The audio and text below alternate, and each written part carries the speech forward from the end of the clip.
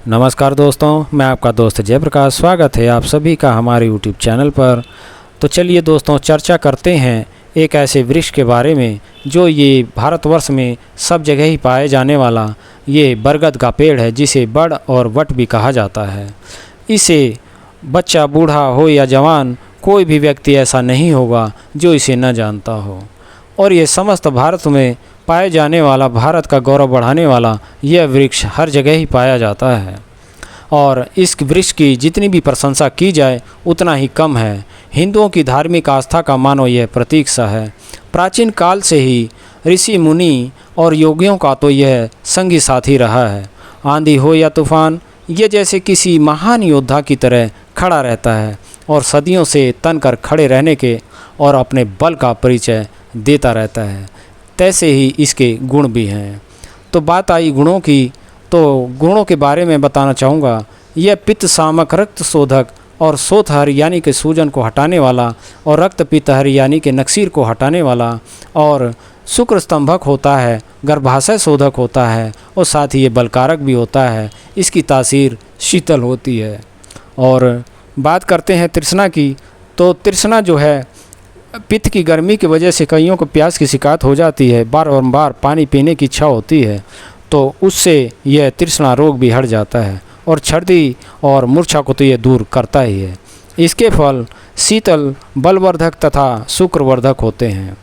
और बात करते हैं कुछ परेशानियों में इसका उपयोग का, तो आइए दोस्तों चलते हैं प्रतिसाय के विषय में। प्रतिसाय यानी कि जुकाम के प्रयोग के बारे में। तो बरगद के आप कोमल लाल लाल पत्तों को छाया में सुखाकर इसका चूर्ण बना लें। 1 या 1.5 चम्मच आप इसको लेकर काढ़ा बनाएं और 3 चम्मच शक्कर मिलाकर सुबह शाम चाय की भांति इसको पीने से जुखाम नज़ला दूर हो जाता है और दिमाग की दुर्बलता भी साथ में नष्ट हो जाती है। और बात करते हैं खालिद की, तो कई भाई हमारे बंधु हैं जो कि खालिद के रोग से परेशान रहते हैं। खालिद यानी कि गंजेपन की जो शिकायत होती है, उससे भी चाहें इसके प्रयोग से वह लाभ ले सकते हैं। तो आप जटा मानसी पंसारी के यहाँ से ले करके और इसका चूर्ण कर लें, और बड़ की जटा का भी ले करके इसका चूर्ण बना लें। दोनों ही 25-25 ग्राम में लेकर, और साथ में तिल का तेल, शुद्ध तिल का तेल 400 ग्राम ले करके, और गिलोय का रस 2 लीटर इसमें मिलाकर आप जो है धूप में रखें। और जब जल सूख जाए तो इस तेल को छान करके इस तेल की मालिश करने से गंजापन दूर होकर बाल आ जाते हैं और बाल झड़ना बंद हो जाता है तथा बाल सुंदर और सुनहरे हो जाते हैं। तो बात करते हैं एक और प्रयोग के बारे में, जो कि कान की फुंसी होती है। तो इसका दूध सरसों के तेल में मिलाकर कुछ बूंदे कान में डालने से कान की फुंसी नष्ट हो जाती है। और मुंह की झाई की बात करें, तो कई हमारी माताएं बहनें हैं जो कि मुंह की झाई की वजह से बहुत ही परेशान रहती हैं। कई जतन करने के बाद भी ये मुंह की झाइयाँ नहीं जाती, तो वो इसका प्रयोग करें तो इससे लाभ वह ले सकती हैं। तो बढ़ के 5-6 पत्तों को लेकर उसमें जो है 10-20 ग्राम की मात्रा में मसूर की दाल साथ में पीस लें और इसका लेप तैयार कर लें और उसको चेहरे पर लगाएं, तो इससे जो चेहरे का कालापन और झाइयाँ दूर हो जाती हैं। और बात करते हैं रक्त वमन की। रक्त वमन यानी कि खून की उल्टी की, तो उसमें आप प्रयोग करें इस प्रकार से कि बरगद की नरम शाखाओं को आप लेकर इसका फांट या पानी से पीस कर निकाले गए रस में और शक्कर या बतासा मिलाकर इसका सेवन करते हैं, तो उससे खून की उल्टियाँ बंद हो जाती हैं।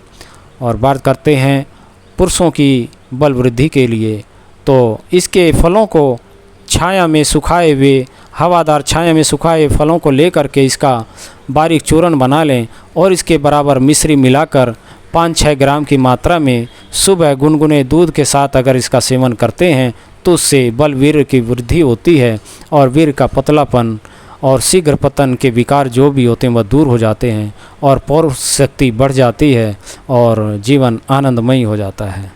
और एक महत्वपूर्ण जानकारी और देना चाहूँगा कि बुद्धि के बढ़ाने के लिए आप इसका प्रयोग इस प्रकार से करें कि छाया में सुखाई हुई छाल के चूर्ण को, इसका छाल लेकर के आप छाया में सुखा लें और उसको जो है उसमें दुगनी मात्रा में खांड या मिश्री मिलाकर इसे जो है 5-6 ग्राम की मात्रा में सुबह शाम इसका दूध के साथ सेवन करते हैं, तो उससे स्मरण शक्ति बढ़ती है, आपकी बुद्धि का विकास काफ़ी हो जाता है। और परहेज़ में आप खट्टे चटपटी चीज़ों से परहेज़ रखें।